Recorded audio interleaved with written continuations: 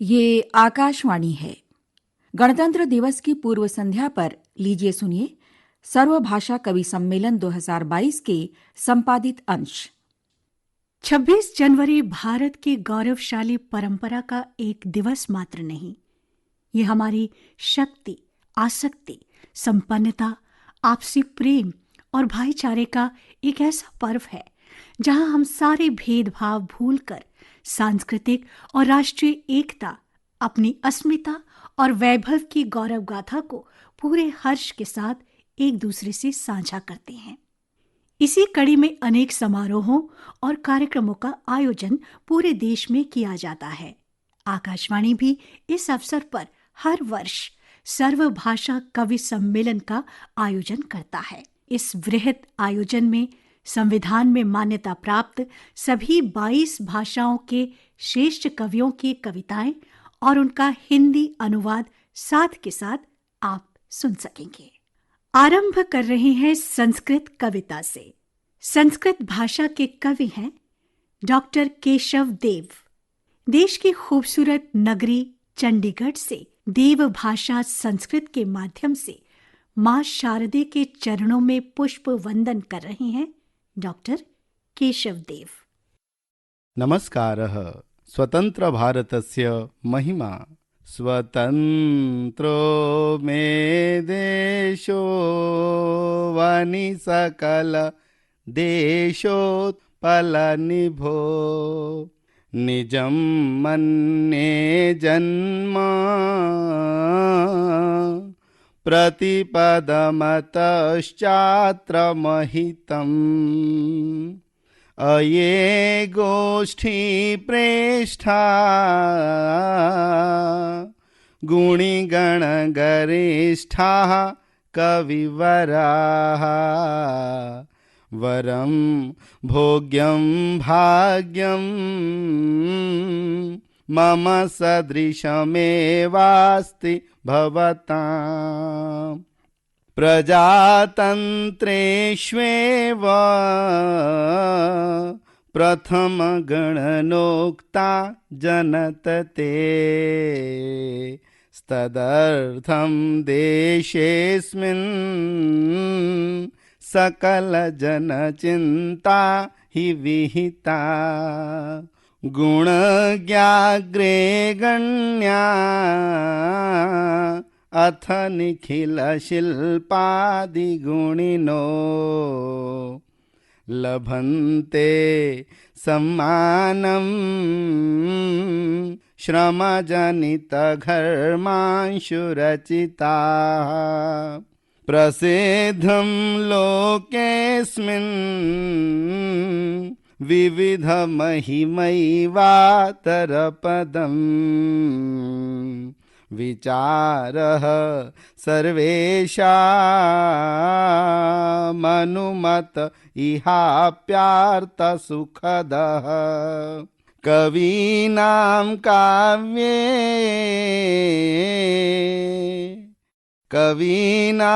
काव्येष्वातुरजनमनो दुःखरचना शिवं शश्वत रम्यं सुखदमपि रूपं प्रथयति अहो नित्यं वैज्ञानिक इह नवोद्भावन परो जनाः दर्शं पुलकितशरीराः प्रमुदिताः दिवं चान्द्रं यानं प्रविशति भृशं विस्मयकरम् ततो वासः शक्यो वानि गृहपतेर्मङ्गल भुवि अतीव श्रेष्ठा संगणक सुविधा सुप्रचलिता जगत् सर्वं हस्ते धृतमिव नु प्रस्थितमपि समायाता नैके नव नव पदार्थाः सुफलदा ततो मन्ये देशो कालित विभूता प्राप्तिमुदितः कदाप्याविष्कारोऽतितरविवृतो मङ्गलकरः प्रतिस्पर्धी ज्ञानम् जनमनसि भीतिं जनयति समाधानं तस्मात् समनुसरणीयं सुमतिभिरयं देशो यायादमरतनुतां चन्द्र रविवत् सदा विद्वत् वर्गो बुध सदसि नूत्नोद्भव परः सुरम्यं साहित्यं समयरचितं स्थापयति च कलायां नैपुण्यं श्रमपरकतां ज्ञानपटुतां गुणाः सन्त्येवं मे प्रथितमहिमानो भुवि पराः गुणाः सन्त्येवं मे प्रथितमहिमानो भुवि पराः। साधुवादाः। डॉक्टर केशव देव की इस संस्कृत कविता का हिंदी अनुवाद प्रस्तुत कर रही हैं नोएडा उत्तर प्रदेश की जानी मानी कवित्री डॉक्टर अंजू रानी। डॉक्टर अंजू रानी किसी परिचय की मोहताज नहीं। जब वो कविता बोलती हैं तो सुनने वालों के हृदय के सितार बोलने लगते हैं। सुन स्वतः कविता के साथ एक राग हो जाते हैं। स्वतंत्र भारत की महिमा। स्वतंत्र है देश मेरा, कुमुद संशोभित है अनुपम। स्वतंत्र है देश मेरा, कुमुद संशोभित है अनुपम। धरा पर मैं जन्मा, प्रतिपल बड़ी भाग्य महिमा। हे गोष्ठी के गौरव गुणी गण समादृत कवि समूह। हे गोष्ठी के गौरव गुणी गण समादृत कवि समूह। जन्म से धन्य हुए विभव सुखमयी भुवि पर। जन्म से धन्य हुए विभव सुखमयी भुवि पर। जहाँ है प्रजातंत्र निखिल जन चिंता वहाँ बड़े। जहाँ है प्रजातंत्र निखिल जन चिंता वहाँ बड़े। यही कारण मुख्य सकल हित रक्षा हुई यहाँ। यही कारण मुख्य सकल हित रक्षा हुई यहाँ। परिश्रमशाली की हर एक बूंद का अब है मोल। परिश्रमशाली की हर एक बूंद का अब है मोल। मान सम्मान मिले गुणीजन में रहे अग्रणी सदा। मान सम्मान मिले गुणीजन में रहे अग्रणी सदा। प्रसिद्ध है दुनिया में विविध महिमा की ही जय है। प्रसिद्ध है दुनिया में विविध महिमा की ही जय है। दुखी को जो सुख दे वही उचित प्रिय वही कुशल है। दुखी को जो सुख दे वही उचित, प्रिय वही कुशल है। कविवर जो करते दुखद परिवेश आदि रचना, कविवर जो करते दुखद परिवेश आदि रचना, दिखाते हैं सुंदर शिव परम सुखकारी रचना, दिखाते हैं सुंदर शिव परम सुखकारी रचना। धन्य वैज्ञानिक है नित नए करें वे आविष्कार, धन्य वैज्ञानिक है नित नए करें वे आविष्कार, धन्य वैज्ञानिक है नित नए करें वे आविष्कार। देख कर रोमांचित तन हो मन खुश हो हर एक बार, देख कर रोमांचित तन हो मन खुश हो हर एक बार।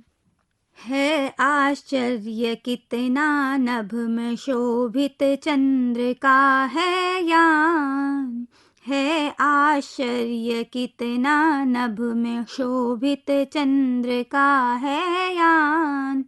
जो धरती वासी हैं अब वे कर ले मंगल प्रयाण, जो धरती वासी हैं अब वे कर ले मंगल प्रयाण। श्रेष्ठ सुविधा के संगब सबको है संगणक ज्ञान, श्रेष्ठ सुविधा के संगब सबको है संगणक ज्ञान। दूर थी दुनिया जो अब हुई है मुट्ठी में सबकी यहाँ, दूर थी दुनिया जो अब हुई है मुट्ठी में सबकी यहाँ। दृष्टि गोचर होते सुखद फलदायी नव उपहार, दृष्टि गोचर होते सुखद फलदायी नव उपहार।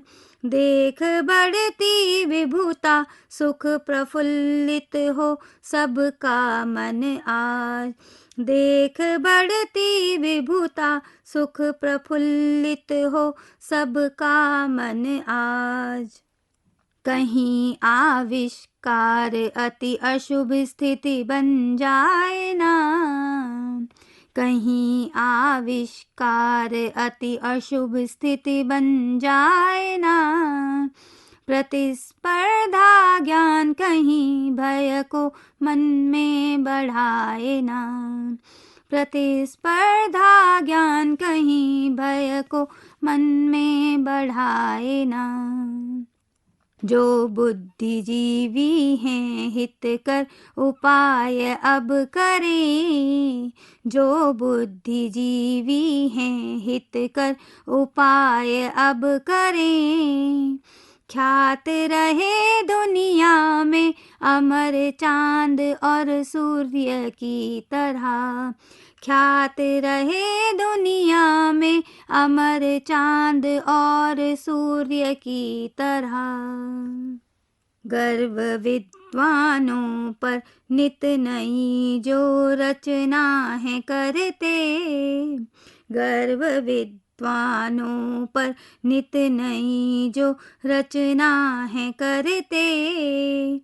विद्या की प्रसिद्धि के प्रतिपल वे मानक हैं रचते, विद्या की प्रसिद्धि के प्रतिपल वे मानक हैं रचते।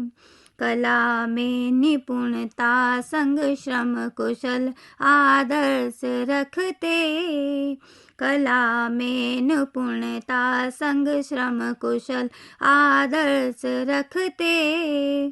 श्रेष्ठ गुण मंडित की जय ध्वनि ही गूंजे धरा पे, श्रेष्ठ गुण मंडित की जय ध्वनि ही गूंजे धरा पे। श्रेष्ठ गुण मंडित की जय ध्वनि ही गूंजे धरा पे।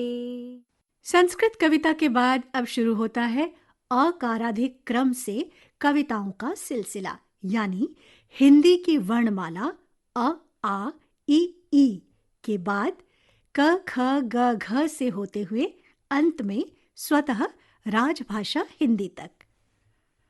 आकाराधिक क्रम का आरंभ करते हैं असमिया भाषा की कविता से। देश के सुरम्य वादियों से असमिया भाषा की कविता के साथ हमारे बीच हैं श्री कौस्तुभ मणि आकाशवाणी में वरिष्ठ प्रसारण कर्मी हैं। अपनी कविता में जीवन की बेचैनी से सबको आगाह करते हुए सुख की राह तलाश रहे हैं। অসুখৰ বাৰান্দা। অসুখৰ বাৰান্দা। এটা অসুখে মোক এই বাৰান্দাখনত বহুৱাই থৈছে। আৰামী চকী আৰু আলপৈচানৰ ঔষধে কাম দিয়া নাই।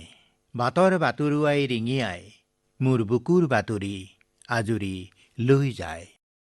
এই বাৰান্দাখন অসুখৰ বাবেই সাজিছিলোঁ। মোৰ আয়ুসৰ জোখেৰে দীঘ আৰু প্ৰস্থ। ইয়াৰ ভেটিত বহি চাব পাৰোঁ যাতে জীৱনবোধৰ সূৰ্য। মোৰ কি অসুখ মানুহে কাষলৈ আহি সোধে। श्री कौस्तुभ मणि की इस असमिया कविता का हिंदी भावानुवाद प्रस्तुत कर रहे हैं असम के ही प्रसारण कर्मी श्री देवानंद दास। हिंदी और असमिया भाषा पर समान अधिकार रखने वाले श्री दास राजभाषा विभाग में वरिष्ठ हिंदी अनुवादक के पद पर कार्यरत हैं। सुनते हैं श्री दास से असमिया कविता का हिंदी अनुवाद। बेचैनी का बरामदा। एक बेचैनी ने मुझे इस बरामदे पर बिठा रखा है। आराम कुर्सी और देखभाल की दवा भी है बेअसर। राहगीर दूर से पुकारते हुए मेरे सीने में जज्ब बेचैनी से समवेत होकर चले जाते हैं। इस बरामदे को मैंने बेचैनी के लिए ही बनाया था, मेरी उम्र के अनुरूप लंबाई और चौड़ाई, ताकि देख सकूं बैठकर इसमें जीवन बोध का शौर्य। क्या हुआ है मुझे, क्या रोग है मुझे, लोग आकर करीब पूछते हैं, करना चाहते हैं आश्वस्त जताकर अपनी हमदर्दी, फिर बेचैन मन साथ ले लौट जाते हैं अपनी राह।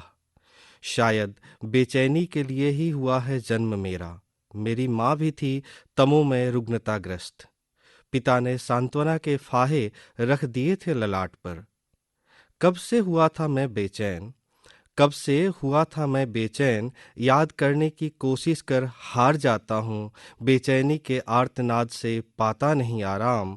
दिनों दिन मेरी बेचैनी संक्रमित हो रही है दूसरों तक। दिनों दिन मेरी बेचैनी संक्रमित हो रही है दूसरों तक। मेरी तरह बहुतों के पास है बरामदा बेचैनी का। बेचैनी के लक्षण हैं खो चुकी सुरक्षा। बेचैनी के बरामदे में बैठ अब कौन किसे दे आवाज। बेचैनी के बरामदे में बैठ अब कौन किसे दे आवाज। कौन कैसे बचे, इस बेचैनी ने रोगी बनाकर भी जिंदा रखा है मुझे। मरने के बाद भी रहूंगा मैं उत्तराधिकारी इस कालजयी बेचैनी का। असम के इन खूबसूरत वादियों से उतरकर चलते हैं सागर के छल छलाते उस तट पर, जहां सूरज समुंदर का वंदन करते हुए नव दिवस की इबादत लिखते हैं और संबल देते हैं हर विपरीत माहौल से उबरने का, बिल्कुल एक पिता की तरह सब कुछ संभालते हुए। सुनते हैं डॉक्टर तुहिनामसु रथ से उनकी ये उड़िया भाषा की कविता। बापांको कथा मने पड़िले मते दिशी जाए गाँ मुंडर सेई झांजी झाउला बरगछ। अझटिया अमानिया चाहिदार दाउ दाउ खरा को शीतल नीरवतारे कोळेई निये बरगछ। जेमिति आम उदंडपण को स्वप्न जड़ऊ छाती रे जाबुड़ी धरती बापा। चढ़ई चपल असंजत लीलायन को दीपहर खरा जेबे डाकी आणे बैशाखी धुमाळ।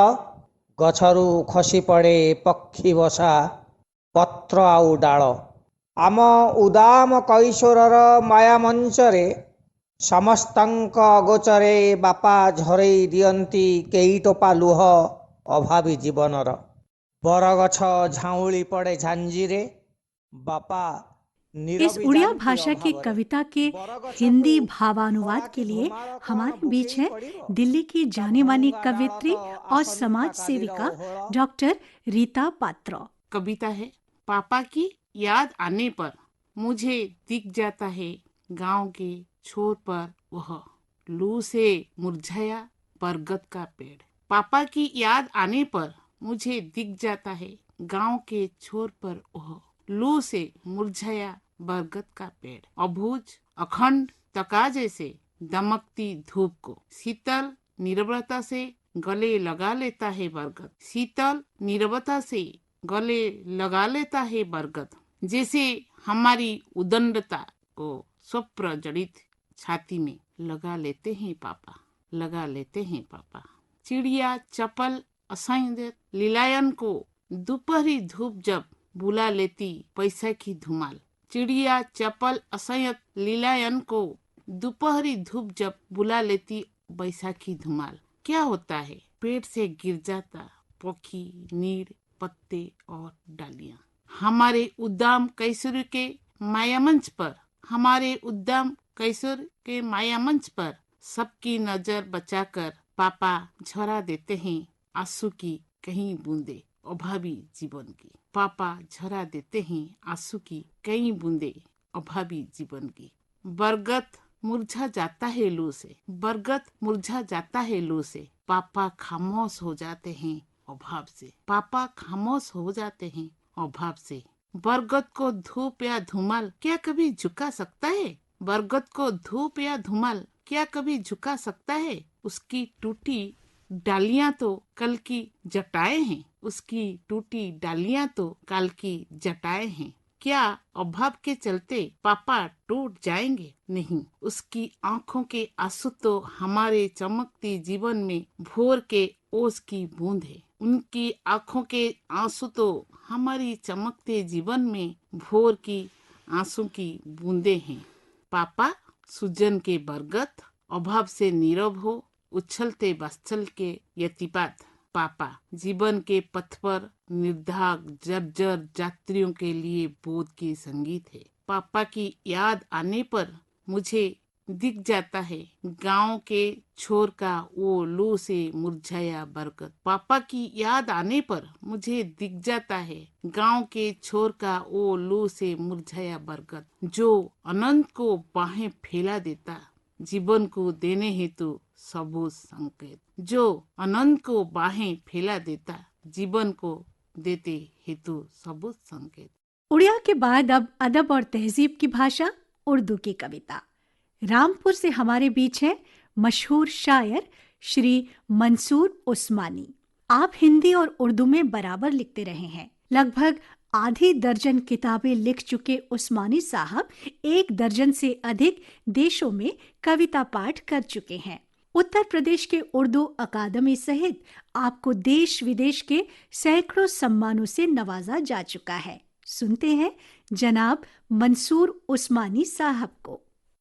मुलाहिजा करें, मतला है कि बुझने न दो चरागे वफा, जागते रहो। बुझने न दो चरागे वफा, जागते रहो। पागल हुई है अब के हवा, जागते रहो। बुझने न दो चरागे वफा, जागते रहो। पागल हुई है अब के हवा, जागते रहो। और शेर है कि सजदों में है खुलूस, तो फिर चांदनी के साथ। सजदों में है खुलूस, तो फिर चांदनी के साथ।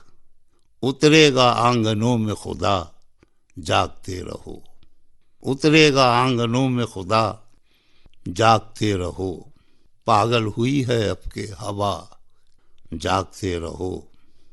ख़ास तौर से मुलाहिजा करें कि अल्फाज सो ना जाएं किताबों को ओढ़कर। अल्फाज सो ना जाएं किताबों को ओढ़कर। दानिशवराने कौम ज़रा जागते रहो। दानिशवराने कौम ज़रा जागते रहो। अल्फाज सो ना जाएं किताबों को ओढ़कर। पहले तो उसकी याद ने सोने नहीं दिया। पहले तो उसकी याद ने सोने नहीं दिया, फिर उसकी आहटों ने कहा जागते रहो। पहले तो उसकी याद ने सोने नहीं दिया, फिर उसकी आहटों ने कहा जागते रहो। अल्फाज सो न जाएं किताबों को ओढ़कर, दानिशवराने कौम जरा जागते रहो। शेर ये भी है कि फूलों में, खुशबुओं में, सितारों में, चांद में, फूलों में, खुशबुओं में, सितारों में, चांद में, खोलेगा कोई बंदे क़बा जागते रहो। फूलों में, खुशबुओं में, सितारों में, चांद में, खोलेगा कोई बंदे क़बा जागते रहो। बुझने न दो चरागे वफा जागते रहो। पागल हुई है अब के हवा जागते रहो। और मुलाहिज़ा करें कि जब भी कलम को मेरे कभी आईं झपकियाँ, जब भी कलम को मेरे कभी आईं झपकियाँ, आँखों ने आंसुओं से लिखा जागते रहो। जब भी कलम को मेरे कभी आईं झपकियाँ, आँखों ने आंसुओं से लिखा जागते रहो। मक्ता अर्ज करता हूँ गज़ल का। मंसूर रज जगे तो तुम्हारा नसीब है, मंसूर रज जगे तो तुम्हारा नसीब है, जब तक जले सुखन का दिया जागते रहो। जब तक जले सुखन का दिया जागते रहो। मंसूर रज जगे तो तुम्हारा नसीब है, जब तक जले सुखन का दिया जागते रहो। अल्फाज सो ना जाएं किताबों को ओढ़कर, दानिशवराने कौम ज़रा जागते रहो। वो पहले तो उसकी याद ने सोने नहीं दिया, फिर उसकी आहटों ने कहा जागते रहो। बुझने न दो चरागे वफा जागते रहो। पागल हुई है अब के हवा जागते रहो। उर्दू भाषा की इस गजल के बाद आइए अब उस माटी का वंदन करें जहां चंदन की खुशबू बसती है। पग पग पर नारियल के घने वृक्ष और रंग बिरंगे फूल सैलानियों का स्वागत करते हैं, जो कभी देवों के चरणों में सुशोभित होते हैं तो कभी प्रकृति को शोभायमान करते हैं। सुनते हैं श्री महादेव शंकनपुरा से उनकी ये कन्नड़ कविता। ಕವಿತೆಯ ಶೀರ್ಷಿಕೆ ಉರಿಗದ್ದಿಗೆ ಮೇಲೆ ಬೋಳು ಜಂಗಮನ ತಂಬೂರಿ ಪದ.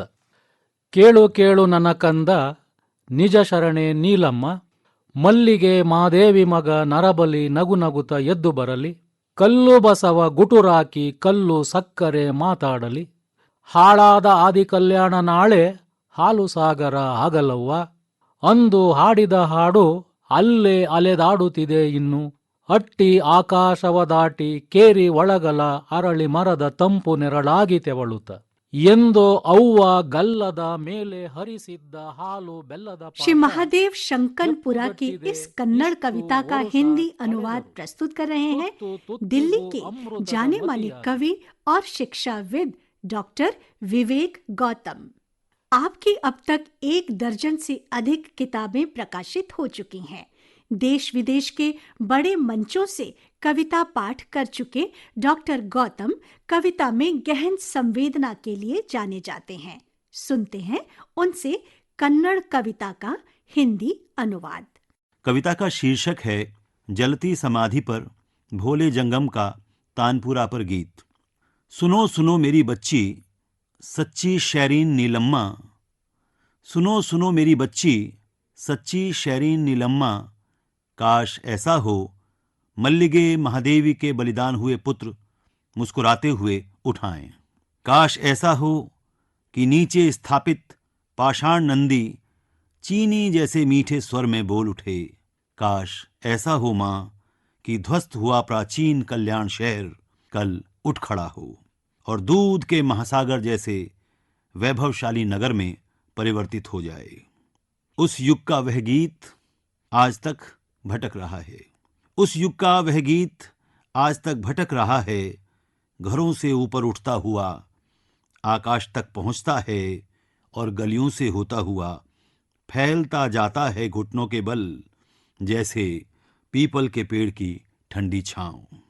कभी मेरी माँ ने जो दूध की चाशनी और गुड़ खिलाया था, कभी मेरी माँ ने जो दूध की चाशनी और गुड़ खिलाया था, वह आज भी जमा है मेरे गालों पर इतने वर्षों बाद भी। आज भी जमा है मेरे गालों पर इतने वर्षों बाद भी, एक एक कौर मुझे अमर ज्ञान देते हुए। हे रसिद्ध, हे ऋषि सिद्ध, पाताल लोक में खिलने वाले कमल के समान, आकाश में फैलकर धरती को अपने में समेटकर तुम क्यों अपनी खुशबू से नाक और चेहरे को पूरी तरह अपने में घेर लेते हो। हे रसिद्ध, हे ऋषि सिद्ध, पाताल लोक में खिलने वाले कमल के समान, आकाश में फैलकर धरती को अपने में समेटकर तुम क्यों अपनी खुशबू से नाक और चेहरे को पूरी तरह अपने में घेर लेते हो। चुपके चुपके त्रिशूल को पकड़े, चुपके चुपके त्रिशूल को पकड़े, शीश के जूड़े और फूलों की माला से सज्जित कौन है वह।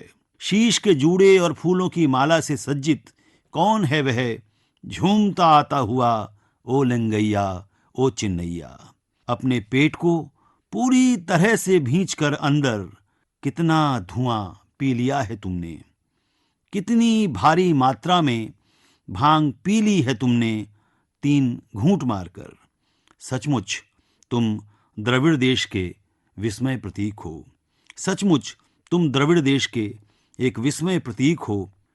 इधर उधर रुकते बैठते कहीं से आए हैं वे, इधर उधर रुकते बैठते कहीं से आए हैं वे, और गहरे कुएं में सोया है राजसी भोगी, गहरे कुएं में सोया है राजसी भोगी, ताजे चौलाई के पत्तों के समान जागने के लिए।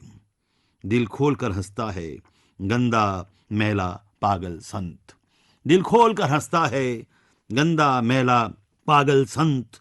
ओ प्रकाशमान ऋषि, वह कल्याण के शहर में रहने योग्य नहीं है। ओ प्रकाशमान ऋषि, वह कल्याण के शहर में रहने योग्य नहीं है। हे ईश्वर, ईश्वरों के ईश्वर, हे ईश्वर, ईश्वरों के ईश्वर, इन कलचरी के वंशजों ने नहीं पढ़ी है काली भस्म की कथा। इनकी जीभें मर जाएंगी, इनकी जीभें मर जाएंगी। इनके 7 महलों की धन दौलत आज नहीं तो कल राख में बदल जाएगी। जलती समाधि पर, जलती समाधि पर अद्भुत रूप से बजता रहता है तानपुरा गीत, अद्भुत रूप से बजता रहता है तानपुरा गीत। इस कन्नड़ कविता के बाद अब चलते हैं उस प्रदेश की ओर जहाँ की वादियाँ जब सागर से टकराती हैं तो मन की लहरें एक अजीब से राग में खो जाती हैं, और जब इन किनारों पर कोई कवि खड़ा होता है तो कुछ अधूरी कहानियाँ कलम की टूटी नोक से कागज पर श्री मनोज नरेंद्र कामत की कोंकणी कविता की तरह उभर आती है। दर्जनों किताबों के रचयिता और शिक्षाविद श्री कामत से सुनते हैं उनकी ये कोंकणी कविता। कवितेचें नांव टोंक मोडिल्लें। आयज एके पेन्सिलीचें टोंक मोडिल्लें, आयज एके पेन्सिलीचें टोंक मोडिल्लें। हेच पेन्सिलीन हांवें भिरकटायल्ल्यो वण्टी भुरगेपणांत खाल्ल्यो तापसणी, गिरयल्ल्यो बाराखडी 4 ओळींचे चोपडेंत अक्षराक वळण मेळपाक, अक्षरां जुळोवन उतरां घडयतना। इस कोंकणी कविता का हिंदी अनुवाद प्रस्तुत कर रहे हैं दिल्ली के जाने माने कवि और प्रकाशक डॉक्टर संजीव कुमार। आपकी अब तक कुल 75 किताबें प्रकाशित हो चुकी हैं। आपको अनेक सम्मानों से नवाजा जा चुका है। टूटती नोक आपके समक्ष प्रस्तुत कर रहा हूँ। आज एक पेंसिल की नोक टूटी थी। इसी पेंसिल से मैंने दीवारों पर टेढ़ी मेढ़ी लकीरें खींची थी। लड़कपन में खाई थी डांट और डपटे। बाराखड़ी का अनुरेखण किया, 4 रेखाओं के नोटबुक्स पर अक्षरों को घुमावदार बनाने, वर्णों का मेल करके शब्दों को रचते हुए मेरे चेहरे पर फैली थी खुशियाँ। इन्हीं शब्दों की बनी पंक्तियाँ हुई संपन्न भाषा, लफ्ज़ों में घुलकर संपन्न हुए निबंध, सुबह अक्षरों के अंदाज से रची कविताएं अक्षरों के मोती बनाकर।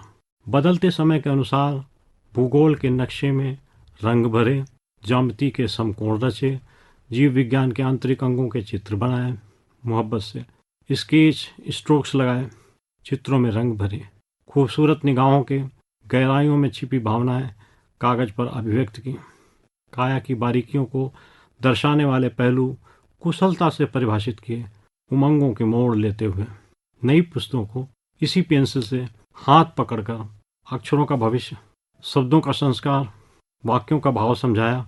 आज एकाएक पेंसिल की नोक टूटी, छिली के बाद याद में मैं खोया हुआ, नया नोक बनाने में और फिर से यादें ताज़ा करने में। कोंकणी कविता के बाद अब सुनते हैं कश्मीरी कविता। कश्मीर का नाम आते ही मन बर्फ की ऊंची ऊंची घाटियों, चिनार और सेब के पेड़ों, पश्मीना ऊन और शालों पर की गई कढ़ाई, गलीचों, देसी चाय, केसर और संतूर में डूब जाता है। ऐसी वादियों में जब किसी पुत्री का जन्म होता है तो तमाम घाटियां और वादियां एक साथ उसके सौंदर्य को मांझने में जुट जाती हैं। सुनते हैं जाने माने कवि, आलोचक और शिक्षाविद श्री अशरफ रावी से उनकी ये कश्मीरी कविता। नज़्मि हुंद उन्वान छु स्वच्छ दुख तेरे आदम बेहतर कुल, स्वच्छ हुस्न की बागिच फलवनि थर, स्वच्छ अश्किन शहरिच मच महरिन, स्वच्छ सरव शुहुल, स्वच्छ नार मशल, स्वच्छ सहरावस मंज नाग वजिन, यिस अरबिस्तानस मंज जमजम, स्वच्छ दुख तेरे आदम बेहतर कुल, स्वच्छ दुख तेरे आदम बेहतर कुल, स्वच्छ हुस्नच मूरत नाफ छटां, स्वच्छ रूस कटा मज जंगल चलां, स्वच्छ गाशुर चंद्रम शाम डलित, स्वच्छ जून प्रवाह मन जून पछस, स्वच्छ वानिज गाशा घटकालस, स्वच्छ दुख तेरे आदम बेहतर कुल, स्वच्छ दुख तेरे आदम बेहतर कुल, स्वच्छ युवन सोतुक ताज हवा, स्वच्छ सब्ज नयन मंज टेक बटन, स्वच्छ पोछर हर दुख फसल कुलस, स्वच्छ रहमति बार। श्री अशरफ रावी की इस कश्मीरी कविता का हिंदी अनुवाद पेश कर रही हैं दिल्ली की सुपरिचित कवित्री, कहानीकार और दिल्ली विश्वविद्यालय में प्राध्यापक डॉक्टर रजत रानी मीनू। आपकी कृति पिता भी होते हैं माँ इस कश्मीरी कविता को नया गगन देती है। कश्मीरी कवि अशरफ रावी की कविताओं।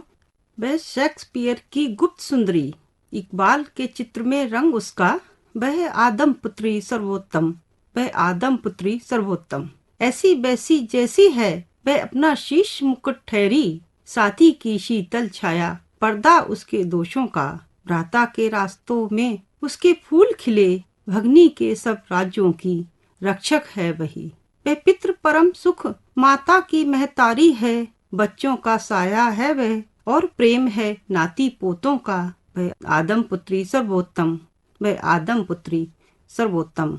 उसे अशरफ लिखता गाता है, आनंद सुखों का है उससे, दुख हरणी उसका नाम पड़ा, आंखों की ज्योति उससे, बातों की व्याख्या उससे है, बिन उसके जीवन है ही नहीं, वह जन्मी तो संसार जना, है प्रभु का सच्चा रूप वही, है दिव्य उसी की ये आभा, वह आदम पुत्री सर्वोत्तम, वह आदम पुत्री सर्वोत्तम। कश्मीरी कविता के बाद चलते हैं गुजरात की ओर, जहाँ की माटी ने इस देश को न सिर्फ राष्ट्रपिता महात्मा गांधी जैसा महामानव दिया, वरन एक सांस्कृतिक वैविध्य भी दिया, जिससे राष्ट्रीय एकता में नए बीज प्रत्यारोपित हुए।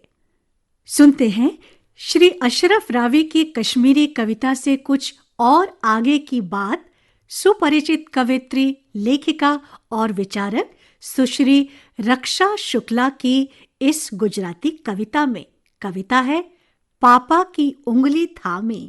पप्पानी आंगळीए माणी, सात सुरोनी वाणी, પપ્પાની આંગળીએ માણી, 7 સુરોની વાણી, બાંસુરીમાં સવાર, સાંજે સિતારની સરવાણી. પપ્પાની આંગળીએ માણી, 7 સુરોની વાણી, બાંસુરીમાં સવાર, સાંજે સિતારની સરવાણી. ડગમગ પહેલી પગલી, મેં જ્યાં જરાક માંડી આગળ, ડગમગ પહેલી પગલી, મેં જ્યાં જરાક માંડી આગળ, છબી ઝીલવા વૃક્ષો પાસે माग्यो कोरो कागड़. इस गुजराती कविता का हिंदी भावानुवाद प्रस्तुत कर रही हैं दिल्ली की ही कवित्री और गीतकार डॉक्टर ज्योति उपाध्याय. मानव मन को बहुत करीब से पढ़ने वाली डॉक्टर ज्योति इस गुजराती कविता को नई ज्योति देते हुए पापा की उंगली थामे का हिंदी अनुवाद करने जा रही हूँ. पापा की उंगली थामे सजाई, 7 सुरों के सरगम, चंचल सुनहरी सुबह भी प्यारी, शाम सुहानी मध्यम. पापा की उंगली थामे सजाई, 7 सुरों के सरगम. डगमग चलते पहला कदम जो मैंने बढ़ाया था गे, झिलमिल छवि को सहेजा था अपने नैनों में, सपने थे जागे.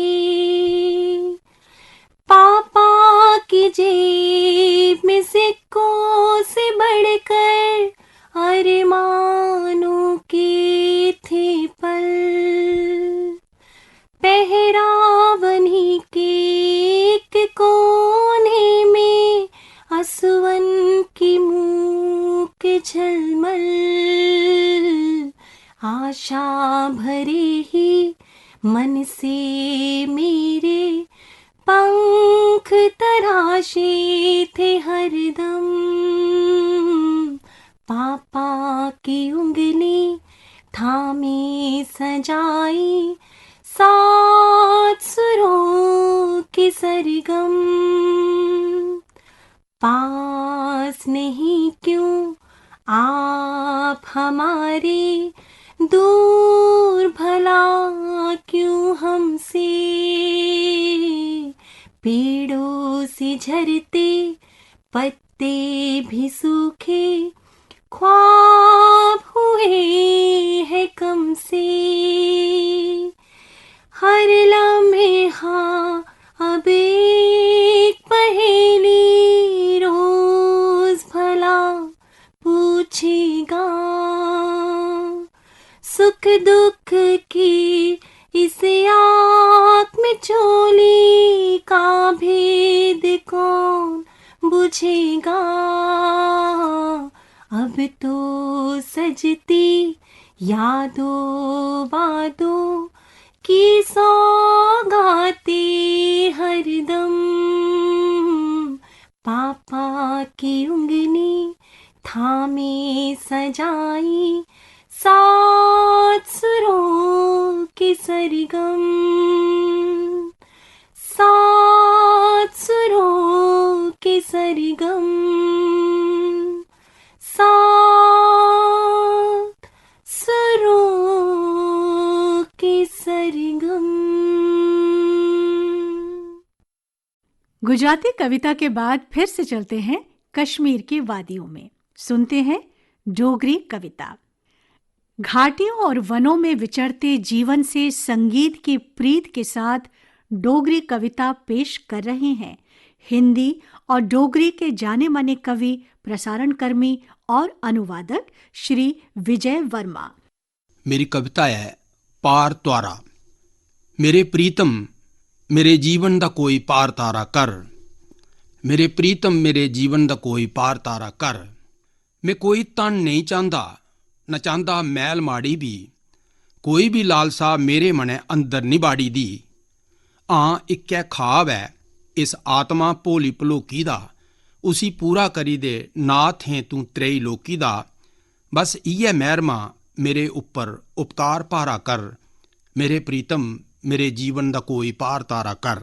मिगी संगीत दे ते प्रीत दे, रागें ते सरगम दी, फी पुज्जी जांग तेरे श।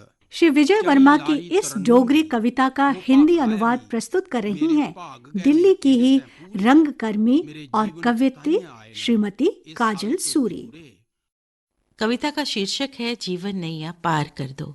हे मेरे प्रियतम, हे परमेश्वर, मेरी जीवन नैया पार कर दो।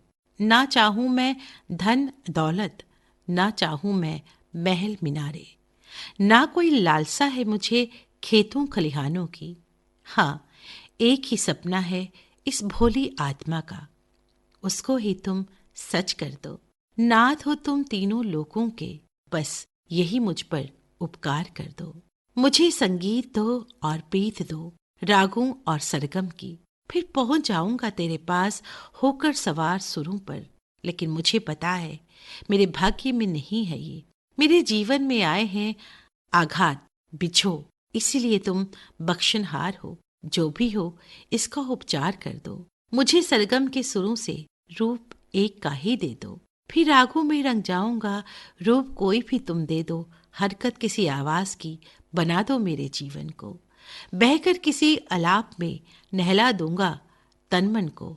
जीवन मेरा संगीत की ही सिर्फ एक धार कर दो। कोई तंतु तानपुरे का या तार हो जाऊं सितार का, ताने किसी संतूर की चुगा बन जाऊं प्यार का। सृष्टियां सारी घूम आऊं रागों ही रागों में, ताना मैं बन जाऊं उलझे टूटे धागों से। सफल हो जाए जन्म ही मेरा, कृपा ऐसी तुम पार कर दो। राग चढ़ा दो मुझ पर पहाड़ों की किसी बांसुरी का, धार चढ़ा दो या पाखों की सुआई बनाकर, गुनगुनाता रहूंगा हमेशा मैं चीरों देवदारों के संग, या बहता रहूंगा बनकर झरना झरनों में। संग बैठूंगा मैं बावड़ी में, इन पहाड़ों की गोद में, कहीं मेरा भी शुमार कर दो। ये तीनों लोग भी एक संगीत है बंदिश रागों की, ये ताना बाना सरगम का और बदनामी भाग्य की।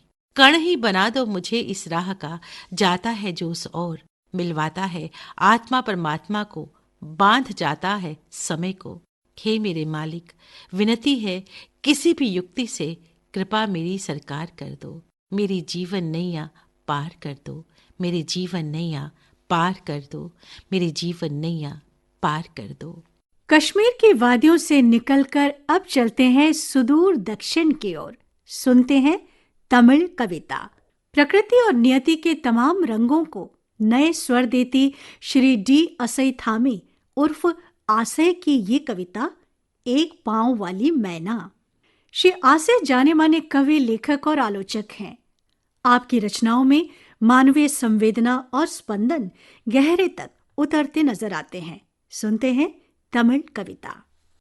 ஒற்றைக்கால் மைனா தெருவோரம் நிற்கிறது ஒற்றைக்கால் மைனா தெருவோரம் நிற்கிறது ஒற்றைக்கால் மைனா உலகின் ஒட்டுமொத்த பலவீனங்களின், உலகின் ஒட்டுமொத்த துயரங்களின், உலகின் ஒட்டுமொத்த இழப்புகளின் சின்னமாய், உலகின் ஒட்டுமொத்த பலவீனங்களின், உலகின் ஒட்டுமொத்த துயரங்களின், உலகின் ஒட்டுமொத்த இழப்புகளின் சின்னமாய். நிம்மதி இழக்கிறேன் நான், அதை கடந்து செல்லும் தருணம். நிம்மதி இழக்கிறேன் நான், அதை கடந்து செல்லும் தருணம்.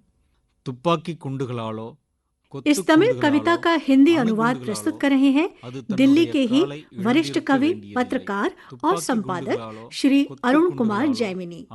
अनेक कृतियों के रचयिता श्री जैमिनी ललित लेखों के लिए भी जाने जाते हैं।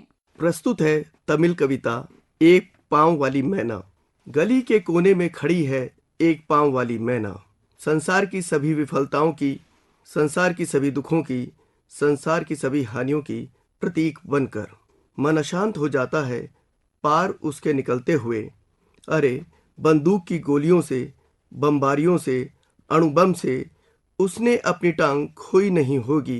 मनुष्य की इतनी सी मूर्ता ही पर्याप्त है एक मैना को अपना पैर खोने के लिए। कोई शिकायत उसने नहीं की, अपराध बोध उसने नहीं भरा, नहीं किया दोषारोपण किसी पर भी, किसी का ध्यान अपनी ओर आकर्षित करने की तनिक भी चेष्टा नहीं की उसने। यह सब और भी अपराधी बना देता है हमें। बिल्कुल असंगत है कि एक बंधु जीव अपना है, एक पांव वाली मैना है, एक पांव वाली मैना। इस तमिल कविता के बाद सुनते हैं तेलुगु कविता। राष्ट्र के इतिहास से देश का वंदन कर रहे हैं तेलुगु के सुप्रसिद्ध कवि डॉक्टर वड्डेपेल्ली कृष्णा। आपकी 40 से अधिक किताबें और 60 से अधिक म्यूजिक एल्बम प्रकाशित हो चुके हैं। 100 से अधिक सम्मानों से विभूषित डॉक्टर कृष्णा ने कई टीवी सीरियल और फीचर फिल्मों का निर्देशन भी किया है। कविता शीर्षिक भारत भावना। ఉత్తర హిమవన్నగ శిఖరంపై దూకే ఉత్తుంగ గంగా తరంగంలా ఉప్పొంగే భావనా ఝరిని నేను, పలు పంటల సిరిని నేను, ధర్మో రక్షతి రక్షిత అని ప్రబోధించే ధార్మిక సూత్రాన్ని నేను, కాలాగ్ని నేత్రాన్ని నేను, అమర సమర కురుక్షేత్రాన్ని నేను, కింకర్తవ్యతా మూఢుడైన కౌంతేయునికి కర్తవ్యోపదేశం చేసిన గీతాన్ని నేను, ధ్యానముద్రలో బడసిన గౌతముని జ్ఞానోదయాన్ని నేను, ఆదిశంకరుని ఆధ్యాత్మిక మహోదయాన్ని నేను, పరాయి దండయాత్రల్ని ప్రతిఘటించి।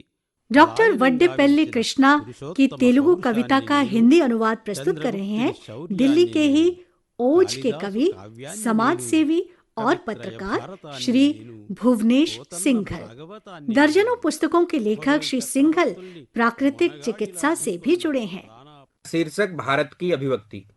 मैं उत्तर में स्थित हिमाद्री शिखर पर क्रीड़ा करता, पवित्र पावनी गंगा तरंग सा खेलता इठलाता, जल का प्रभात हूँ, मैं भोर हूँ प्रभात हूँ, मैं भोर हूँ प्रभात हूँ, मैं धर्मो रक्षति रक्षित है का अमर वाक्य, नैतिक सिद्धांत और कालाग्नि नेत्र हूँ, मैं अमर अजर रण कुरुक्षेत्र हूँ, मैं कर्तव्य बोध का गीत, पांडव महयम कर्ता किंग कर्तव्य विमूढ़, ज्ञानोदय हूं गौतम बुद्ध का, जो मिला था बोधि वृक्ष छाया में, आदि शंकर का महोदय, महावीर पुरुषोत्तम का पौरुष, विदेशी आक्रमणकारियों का भंजक, महाराजा चंद्रगुप्त का पराक्रम हूं, चलायमान हूं सतत निरंतर ऐसा उपक्रम हूं।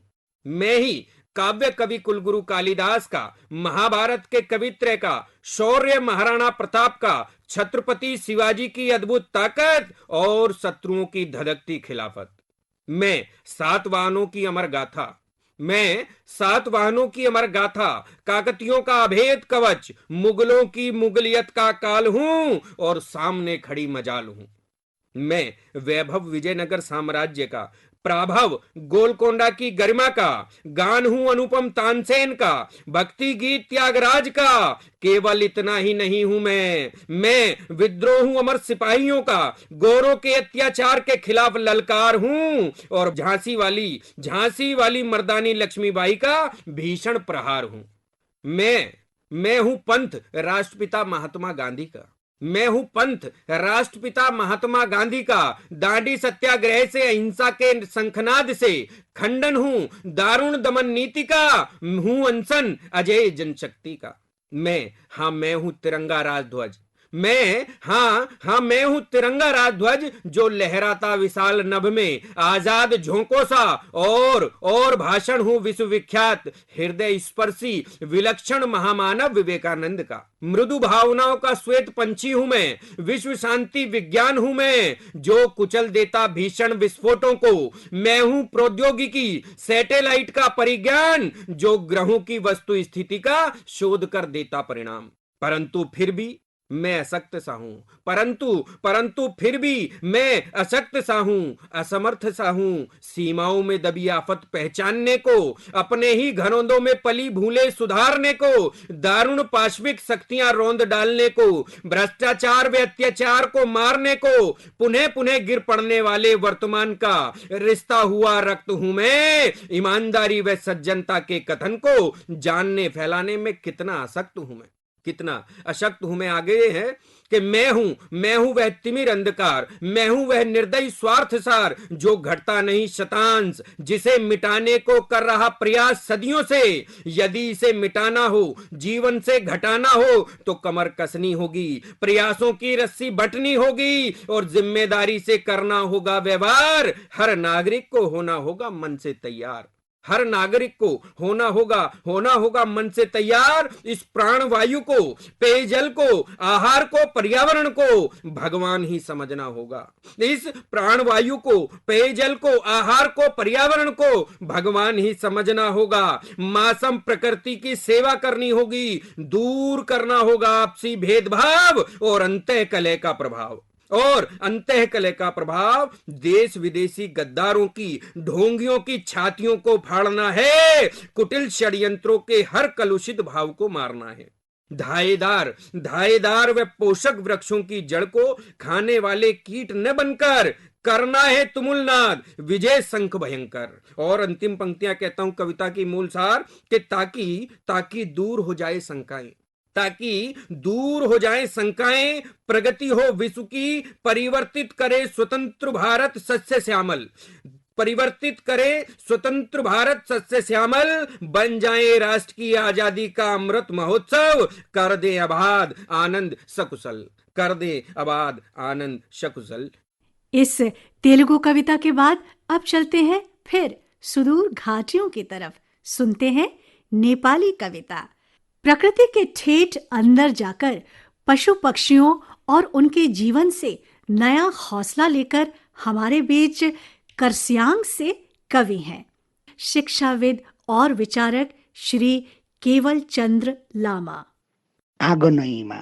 आगनैमा आउने ती भगेरा भगेरीहरू, आगनैभरि धाउने ती काला काला कागहरू, भालेले पोथी र आमाले छोरा कसरी चिन्दा हुन्, एउटै देखिन्छन् त सबै कागहरू। श्री केवल चंद्र लामा की इस नेपाली कविता का हिंदी अनुवाद पेश कर रहे हैं नेपाली पत्रिका के संपादक, कवि, पत्रकार, फिल्म लेखक और समाजसेवी श्री एस डोगरा। नेपाली कविता शीर्षक आंग नेमा का हिंदी अनुवाद मैं एस डोगरा आपके समक्ष प्रस्तुत कर रहा हूँ। इस कविता का हिंदी में शीर्षक है आंगन में। आंगन में आने वाले वो गोरैये, आंगन में सैर करने वाले काले काले कौवे, नर मादा को और माँ बेटे को कैसे पहचानते होंगे, एक ही नजर आते हैं सब कौवे काले काले। कितने जवान मादा कौवे चंचला होंगे, कितने मादा गोरैये चुलबुले होंगे। घर के भाई डांटते होंगे, कितने गोरैये नाकारे होंगे। कितने जवान कौवे आवारा और बदमाश होंगे। बुजुर्ग गोरैये उपदेश देते होंगे, कौन से चंचल कौवे को कौन सी जवान काली कौवा पसंद आती होंगी। कौन सी शर्मीली गोरैया घर के काम जल्दी से निपटाकर कौन से प्यारे गोरैये का कौन सी टहनी में इंतजार करती होगी। कोई भी कौवा शराब पीकर पत्नी को पीटता नहीं, कोई भी मादा गोरैया शक की निगाह से देखती नहीं। कोई भी सामर्थी कौवा किसी बीमार कौवे का टहनी बेचता नहीं। फल पक जाए तो सबका, खिले हुए फूल भी सबका। लोगों के रहने की जगह काश ऐसा होता, लोगों के रहने का गांव काश ऐसा होता। इस नेपाली कविता के बाद हर्ष उल्लास और मस्ती के प्रदेश पंजाब की हरी भरी धरा की बारी, सुनते हैं पंजाबी कविता। शहर में आकर व्यक्ति किस तरह शोर और अवसाद से गुजरता है, उसका एक सुंदर दृश्य हमारे बीच उकेर रहे हैं जालंधर के वरिष्ठ कवि, समाज सेवी और विचारक श्री लखविंदर सिंह जौहाल। मेरी कविता का सिरलेख है फास्ट फूड। आटो दी खड़खड़ विच गुमिया, चौक चुराहे उत्ते रुकिया, बत्ती हरी उड़ीक रहा हां। आटो दी खड़खड़ विच गुमिया, चौक चुराहे उत्ते रुकिया, बत्ती हरी उड़ीक रहा हां। अपने बैग चों काली काली बिस्कुट कढ़ के खांदा जावां, खिजदा कुड़दा। अपने बैग चों काली काली। श्री लखविंदर सिंह जौहाल की इस पंजाबी कविता का हिंदी अनुवाद प्रस्तुत कर रहे हैं दिल्ली के ही वरिष्ठ पत्रकार, कवि और गीतों को आधुनिक परिवेश में ढालने के लिए चर्चित श्री दिनेश वत्स। Fast food.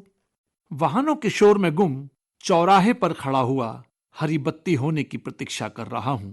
थैले से फटाफट बिस्कुट निकाल के खाता जाऊं, खींचता खुजलाता, लेकिन जलती बुझती बत्ती मुझे खाने को आए। लेकिन जलती बुझती बत्ती मुझे खाने को आए। दिल चाहता है एक झटके में इंतजार खत्म कर दूं, फेंक कर रैपर की तरह। दौड़ती जा रही सरपट सड़कें, दौड़ती जा रही सरपट सड़कें, समय सड़क पर किरच किरच बिस्किट सारे चबाए जाएं, किरच किरच बिस्किट सारे चबाए जाएं, साथ उनके एक एक करके डायरी के अंदर लिखी पूरे दिन की व्यस्तताएं। लेकिन फोन की घन घन सर में बजे, लेकिन फोन की घन घन सर में बजे। हरी लाल बत्ती के बीच हॉट डॉग जैसी पीली बत्ती क्यों आती है? हरी लाल बत्ती के बीच हॉट डॉग जैसी पीली बत्ती क्यों आती है? जी चाहता है पीली बत्ती को खा जाऊं, जी चाहता है पीली बत्ती को खा जाऊं। खींचता हूं मैं, जैसे ही जली हरी बत्ती वाहन मेरा सरपट दौड़े, उसके आगे सरपट दौड़े समय सड़क पर, उसके आगे सरपट दौड़े समय सड़क पर। दोनों के बीच में मैं सैंडविच हूं, दोनों के बीच में मैं सैंडविच हूं, अपने थैले से खुद निकाल कर अपने आप को खाता हुआ। दौड़ रहा हूं फास्ट फूड, मैं हूं फास्ट फूड समय का। जल्दी जल्दी खाता जाए समय जिसको, मैं हूं फास्ट फूड समय का, मैं हूं फास्ट फूड समय का। पंजाब की धरा से अब चलते हैं पूर्व की उस माटी की ओर जहां भारतीय साहित्य को नए पंख लगते हैं। गुरुदेव रविंद्रनाथ टैगोर की धरा बंगाल की ओर। सुनते हैं बांग्ला के वरिष्ठ कवि और विचारक जनाब इकराम अली से उनकी ये बांग्ला कविता। माँ की रोटी का स्वाद जब थाली की सतह से लगता है तो रोटी हर बार भूखी रह जाती है। श्री একরাম আলী। ছবি একরাম আলী। গ্রামীণ ব্যাংক বলেছিল ঋণ পেতে ছবি দরকার। মায়ের তাই সাদা কালো ছবি তোলা হয়। একবারই নষ্ট হয়ে গেছে কবে, এখন নিশ্চিহ্ন। মনে পড়ে শ্যামবর্ণ মুখটুকু শুধু, বয়সকালে দেবে যাওয়া ছোপ ছোপ কাঁসা। श्री एकराम अली की इस बांग्ला कविता को हिंदी भाव दे रही हैं दिल्ली की ही सुपरिचित स्तंभकार, कवित्री और लेखिका डॉक्टर दर्शनी प्रिया। प्रस्तुत है कविता माँ का अक्स। बैंक ने बताया कर्ज लेनी है तो फोटो देनी होगी। तब माँ की एक फोटो उतारी गई, पहली और शायद अंतिम बार। वक्त की धुंध में माँ की वो तस्वीर कब धुंधली पड़ गई पता न चला। अब सिर्फ यादें शेष हैं। माँ की वो सांवली सूरत, कुछ कुछ तांबई सा उभरता जब भी जेहन में मन भर उठता है। हर बार जब भी खाने बैठता हूँ, थाली में भात की ओट से वही चेहरा उभर आता है बार बार। हर निवाले के साथ ये कहती हुई, खा बेटा थोड़ा और खाना। मैं आज भी कांसे की उस थाली को चाट कर खाता हूँ, इस उम्मीद में कि कहीं माँ का वो पूरा चेहरा दिख जाए, कहीं माँ का वो पूरा चेहरा दिख जाए। बांग्ला के बाद पूर्व की ही माटी से सुनते हैं बोडो कविता। किसान जब फसल बोता है, काटता है और जब घर में धान आता है तो खुशियां चौबारों तक झूमने लगती है। उसी धान में उसकी तमाम संवेदनाएं और जीवन झांकता है। किसान के इसी स्पंदन को बहुत ही सुंदर शब्दों में पिरोया है बोडो भाषा के वरिष्ठ कवि और शिक्षाविद श्री बुद्धेश्वर बौर। आबाद हाल एवो आबाद मावो आबाद थिलियाव आबादारिया सुबुंथिनि गोजोन जिउनि गांनाय उखैनाय आसा निरासानि लुबैनाय हास्थायनाय आरो मिजिंथिनि आबाद मावो जों दावहा थिलियाव राजखान्थि। श्री बुद्धेश्वर बौर की इस बोडो कविता को हिंदी स्वर दे रहे हैं वरिष्ठ प्रसारण कर्मी कमेंटेटर और अभिनय में दक्ष श्री अभिनय श्रीवास्तव। हल जोतते और खेती करते हैं किसान खेतों में, मानवता के सुखद जीवन के लिए। भूख प्यास, आशा निराशा, लोभ आकांक्षा और अभिलाषाओं की खेती करते हैं हम। राजनीति और समाज की भूमि पर रीति रिवाज, संस्कृति और धर्म स्थलों में कभी विजयी तो कभी नष्ट हो जाते हैं। मानवता और अमानवता के खेतों में, मेरे खेतों में चमकते हुए सुनहरे स्वप्न के गुच्छों में परिपक्व अघोन फसलों की खेत हैं, किंतु अनाज की गहाई के चक्र में अधूरी रह जाती है खेती की योजना। मैं अभिमन्यु समान मृत्यु को प्राप्त होता हूं चक्रव्यूह में फंसकर। अभिलाषाओं की समृद्ध फसलें मेरे जीवन संसार में स्मृतियों के द्वार खोल देती हैं। जब पौष माघ की कपकपाती ठंड में मैं आश्वस्त होता हूं, फूस तथा तिनके की ऊष्मा से याद आते हैं आषाढ़ श्रावण के मिट्टी और उमस भरे दिन और देशभक्तों के विशाल हृदय, शहीदों की जीवन गाथाएं। बसंत से शीतकाल तक, प्रातःकाल से संध्या काल तक, दिन से रात तक, जिन खेतों को मैं अपने विद्यार्थी जीवन से पहचानता हूं, अब बंजर हैं। अनाज नहीं, भोजन भी नहीं। मेरे खेतों में अब विचरण करते हैं सिर्फ पशु। भूखे योद्धा घोड़े दौड़ाते हैं मेरे खाली खेत मैदानों में। फसल उगाता हूं मैं फिर भी भिन्न प्रकार की, जैसे कि आदमी से आदमी तक, ऋतु से ऋतु तक, मानवता के हृदय स्थलों में, क्योंकि अनाज ही जीवन है मेरा, अनाज ही मेरा वास्तव भी है।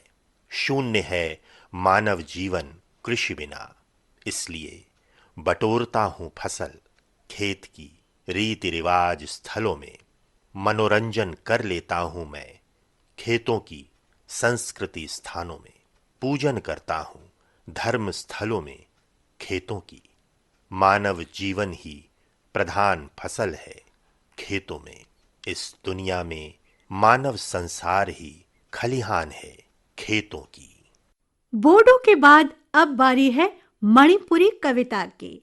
डॉक्टर इरुंगम देवेन सिंह अपनी इस मणिपुरी कविता में जीवन के अंधेरे में संघर्ष की उस गाथा को रोशनी दे रहे हैं जिसमें साहस तो उभरता है मगर वक्त से वंचित होकर। अनेक कृतियों के रचयिता, प्रसिद्ध कवि, विचारक और शिक्षाविद डॉक्टर इरुंगम देवेन सिंह की ये मणिपुरी कविता प्रस्तुत है।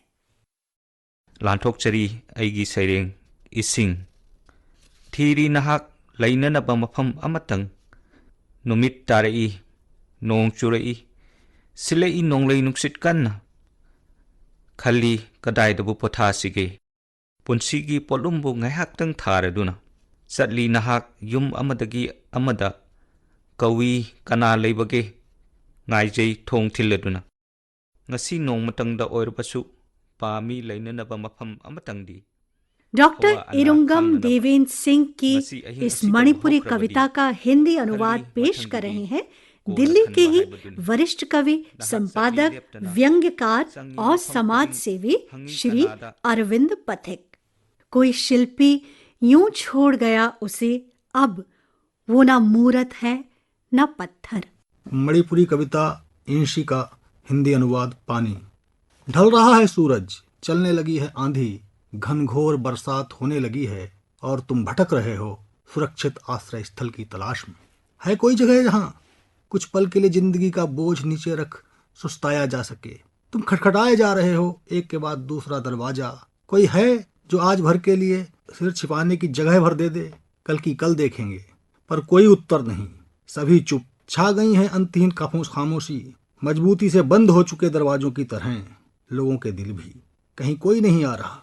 गहरी नींद में खोए चिंता मुक्त डूब उतरा रहे हैं लोग सपनों के समंदर में, मानो जिंदगी के सारे बंधनों से मुक्त हो चुके हों।